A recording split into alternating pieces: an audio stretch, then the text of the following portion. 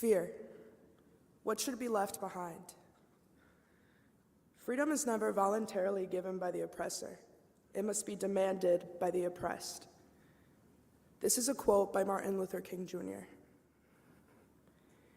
My name is Samantha Mena, and I am a sophomore at the University of Detroit Mercy, and I am a board member of an organization known as Titan Dreamers. I am here today to share another perspective on how the immigration system affects the people around you. The effects of this system are so large and so prominent, they can be seen in many different ways. From a DACA recipient, an undocumented parent with children, a grandmother who's worked tirelessly to obtain her working visa, and even a family separated at the border and placed in cages. I myself am a documented individual who is part of a family and community that is for the most part undocumented. I was raised in a single-parent household by an undocumented mother. For most of my life, I have felt stuck in a gray area. On one end, I didn't feel like I fit into my migrant family because I was documented. Always being told, you got lucky, you got papers, you have nothing to worry about. Or, you're the key to getting your family out of this position that they are stuck in. You can get them papers. Making me feel as though the entire weight of the world was on my shoulders. On the other hand, I never felt like an American, because despite being born here, I was still part of a migrant family. I was brought up in an environment where my family was living in constant fear, anguish, and shame. Over time, I began to internalize these feelings. Every single day felt like another battle towards survival. I was stuck in a belief that I and my family were not as worthy as the people around me, and that having documentation held you to some sort of higher status and made you advanced in our society. This made me feel like we always had to compensate for the fact that they were undocumented, to prove that they belonged here just as much as the people around us, leaving me in a state of constantly trying to be something that I am not and leaving behind what truly makes me, me. One day when I was 16 and driving to school, as I was getting out of my subdivision, I saw my mother pulled over by cops. I was in disbelief, but somehow I knew that it was her.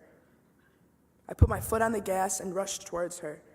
The police officers ran to me in confusion, and all I could seem to say was, "That's my mom. That's my mom. Where is my mom?" I looked at her car only to see that she was nowhere to be found. My heart and my body entered a state of panic. I had been preparing for this moment my entire life, but I never knew that it would actually come. The police officer told me that my mom was in the back of the sheriff's car and that they were on the phone with the immigration officer. I remember freezing in that moment. I didn't know what to say, I didn't know what to do, I didn't know what my next move was. I began to cry like a little girl that simply wanted to see her mom. The sheriff looked at me and said, "Listen, I don't want to do this. I don't want to separate your family. I'm just doing my job." Like you said, this is just your job. This is just another day of you pulling somebody over. But this is my mom. She is my entire world, and I will be left all alone if you take her. I still need her here. He walked away, and what felt like a million years later, the sheriff finally came back and told me that they were going to release my mom because she had been a law-abiding citizen for over 20 years. I had pushed this memory so far back into the back of my mind that I basically forgot that it had happened. I considered this moment to be very traumatic and something that I never wanted to relive. But in this moment, I realized that my mom, and even the police officers were all simply part of a broken and unjust system. On a very small scale, the police officer and I worked towards breaking the cycle that this system has created. I was vulnerable by sharing my family's story with the cop, and as a result, they released my mom. This made me feel strong and like my voice mattered. Leaving the fear that has been cultivated in me behind and moving from a state of anguish and fight or flight to one of perseverance and empowerment. This moment truly changed my life. Moving forward, I made it my goal to no longer stand in the shadows. I decided to step out of fear and into courage. I chose to stand up for not only my people, but the people around me who were also facing oppression. I participated in multiple protests and rallies for the Black Lives Matter movement and did the best I could to be an ally. My family was, of course, terrified that I would ever put myself in harm's way because this didn't affect me. My mom was scared that I would get hurt or persecuted and that would then cause our family to be persecuted. My family was still standing in fear. To this, I said, if we were all to think and feel this way, there would be no one left. If we do not stand alongside them and don't fight for the injustices they are facing, we cannot expect them to stand alongside us. We are all one human race sharing one home. There is not an us versus a them. If there is prejudice, injustice, hate, or persecution against one group of people, we must take it as if it is happening to all of us. If today we turn a blind eye against them, we cannot expect them to not turn a blind eye against us.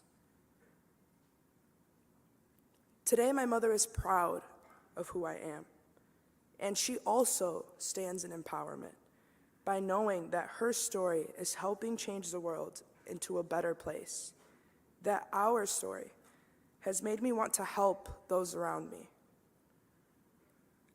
I never realized how much my mother's documentation status truly affected me until I began to attend the University of Detroit Mercy. My first semester at the university, a $4,000 scholarship was pulled from my funds due to my mom's status. At this moment was when I realized I had had enough. I wasn't going to let the immigration system hinder my education or myself any more than it already had. I decided to accept my invitation to become a part of Titan Dreamers and began my path towards immigration activism. My mom is undocumented, but she is also worth fighting for. She is worthy of dignity and justice, just like every single person sitting in this room. Yo he salido de mi estado de miedo y estoy peleando para hundir estos sistemas de opresión. ¿Vas a hacer lo mismo tú?